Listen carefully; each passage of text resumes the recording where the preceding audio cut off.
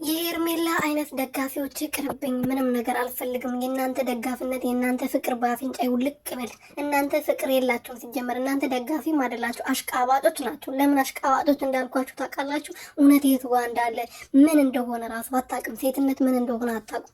ሰሞኑን ስትናገሩ ነበር። ልብስ አለባበስ ከሄርሜላ ነው የተማረችው።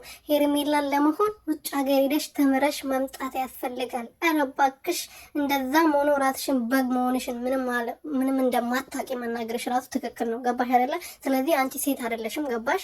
ለራስሽ ኮንፊደንስ የለሽም። ለዛ ነው የሰውን ነገር እንደዚህ ብለሽ የምትናገሪው። ለራስሽ ኮንፊደንስ ቢኖርሽ ኖሮ ሄርሜላን ለመሆን ሄደሽ ተምረሽ መምጣት አለብሽ ብለሽ አትናገሪም ነበር። ገባሽ አይደለ?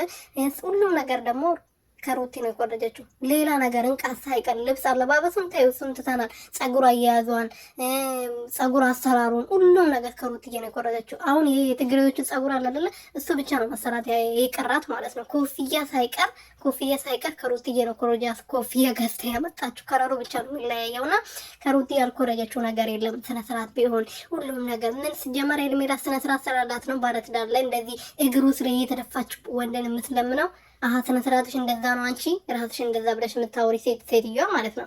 ስለዚህ አንቺ ስነ ስርዓትሽ እንደዛ ነው። ወንድ ልጅም መለማመጥ፣ ወንድ እግር ስር መውደቅ ስነ ስርዓት ነው አንቺ አይደለ?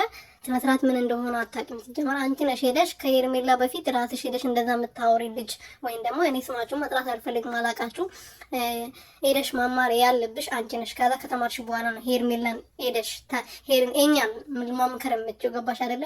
ሴት ብትሆኚ ኖሮ ሄርሜላን አትደግፊም።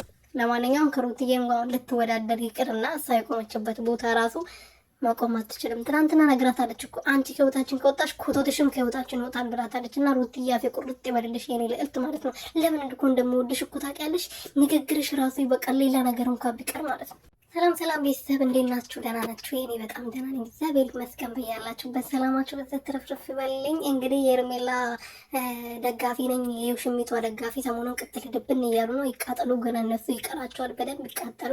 የማይሆን ቦታ መገኘት፣ የማይሆን ሰውን ማመን፣ የማይሆን ሰውን ላይ ጊዜ ማጥፋት መጨረሻው መቃጠል ነውና በደንብ አድርጋችሁ ተቃጠሉ። እኛ ደግሞ ደስተኞች ነን፣ ፈጣሪ ይመስገን።